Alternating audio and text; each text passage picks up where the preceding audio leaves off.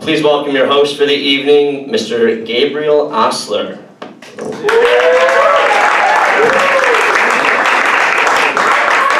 Oh, thanks, guys. It's so nice for you, everybody, to be here. How's everybody doing? Yeah. It's a nice little intimate setting. I gotta get some room in the penalty box up here. How was everybody's week? Good time? Good times? Yeah. Anybody do anything interesting? Well, I really appreciate you guys supplying me with the material. This is gonna make everything a whole lot easier. I saw something pretty amazing though. I was out bowling and I saw a one-legged girl. I don't mean a pirate. I don't mean like Spoink from Jagged Pass and Pokemon Emerald. There's like, I always know I'm gonna get like 5 people and then we're gonna hang out later. We're gonna take a nice little trip to Lockridge. It's gonna be a good time. No, it was just a regular girl, but she clearly had a prosthesis, at least above the knee, probably to the hip. And it was just like, it was just cool because, you know, my plans can be waylaid if my phone isn't charged enough. Like, my friends are, you know, I'm like, oh, so psyched to hit the lanes, guys. What's this, 55%? All right, well, I will see you tomorrow when I have full confidence in myself. But she was just out having a good time, having fun. But what made it amazing was when she did this move. You know, like the dipshit bowling move, the like 60s free throw, like the two-hand? The I've given up on trying to get a strike and I'm trying to pretend that it doesn't bother me that I didn't get a strike. Because it bothers everybody. Like, bowling's a weird game like that. It's a hard skill game. But like, people are just walking in like they're fucking king shit of fuck mountain. Just like, I know how to throw a ball straight, guys. Like, we're gonna be okay. And then 6th frame, they're sitting on 5 pins just like, this game's stupid. And it's just, I don't know why you care. It's just a stupid game. It doesn't matter. Don't lie to me. I know that for a fact that you would stuff your grandma's head in the ball return if you could get a strike right now. It's a matter of pride. You gotta get at least one strike. You gotta have something to write home about. So, I got off on a tangent there. No, so she does the swing move, and the ball's too heavy for her. So she pendulums back, and then lets it go forward, and it's like Wile E. Coyote holding on the back of one of those Acme rockets, just zoom, plume of dust.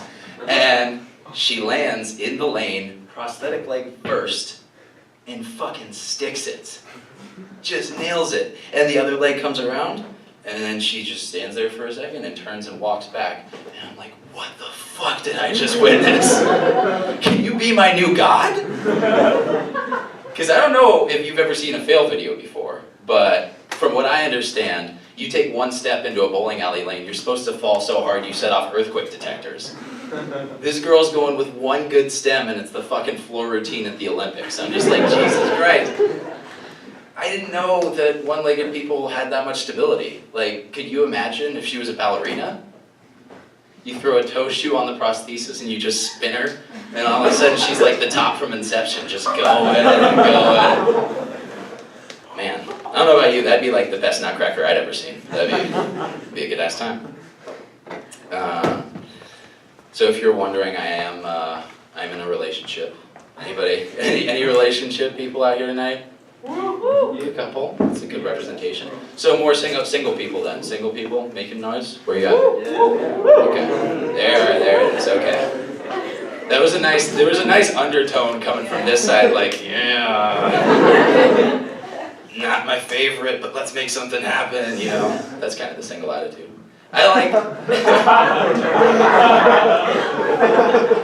Yeah, that's like every day you wake up, you're like, it could be better, but the night is young.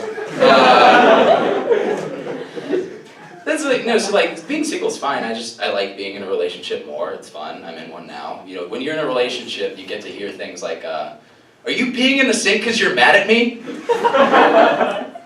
I was. It was fair. It was very well leveled.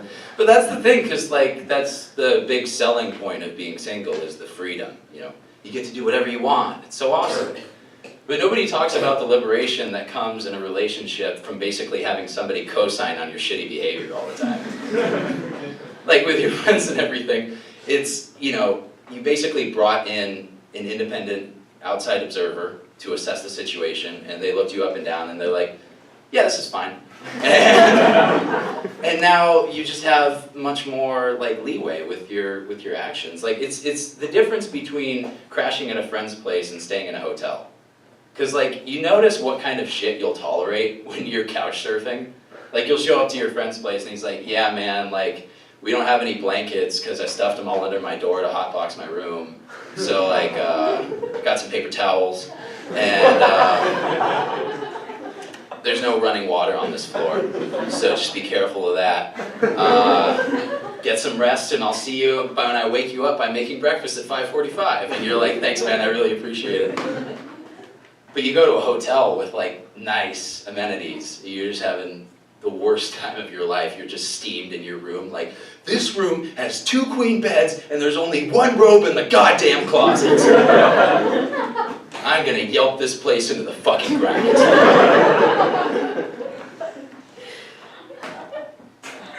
But I like, somebody's a big Yelp user to the right over here. It's fun. Like, you know, it's not all sunshine and roses. Relationships do go south sometimes, and that's when the real pros, the real seasoned veterans, go to Dear Abby for advice. You guys, any Dear Abby heads in the crowd out here? Yeah, it's mostly just me. I think I'm the last one. If you don't know, Dear Abby is a syndicated newspaper advice column that usually features people writing in saying things like, my husband and I are hosting his boss and his wife for the first time for a dinner party, and I don't know if it's appropriate to break out my grandmother's china. Sincerely, Flustered in Fremont. And you're like, thanks for your time, Flustered. I'm glad that you got an answer to your question. But some people treat it like you could just do anything. Like some people are super serious with their issues. There was this one guy whose wife had an affair with her high school boyfriend and then got mad at her husband because he thought this was a big deal. And he was like, you know what I gotta do? Right to Dear Abby. I mean, say what you will, but that is a guy who will do anything for his marriage, right there. He is like, no, honey, you know, this is a serious issue. We have to address this. Here's what we're gonna do. We're gonna write a letter. We're gonna put it in an envelope. We're gonna send it. We're gonna wait for the normal time of postage. Depending where you are in the country, that could be 1 to 2 weeks. We're gonna wait for it to get there's somebody, again, over here who's mailed a shit ton of stuff. They're like, I delayed on Grandma's birthday card and then she didn't get it until a week later and my mom was mad at me. That might just be me. But no, you're gonna wait 1 to 2 weeks for it to get across the country. Gonna wait for it to get read by the Dear Abby staff, hope they like it enough to put it in the column, wait for the column to enter syndication 6 to 8 weeks. And then just get the local paper every single day until our advice comes out. And what a fucking day for that guy, oh my God. He's just got it, he's like, babe, Dear Abby read our problem and we're gonna get this fixed right now. Look at it right. What? You're leaving me? You need a guy who's more assertive and deals with things in a more immediate manner? Dear Abby.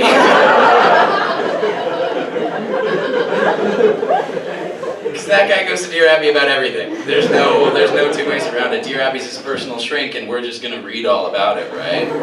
I mean, I am. I'm gonna read it. I'm gonna read the shit out of that. It's great. I think probably the only person who liked that more than I did was the guy who his wife had the affair with. I think he probably got a really big kick out of that.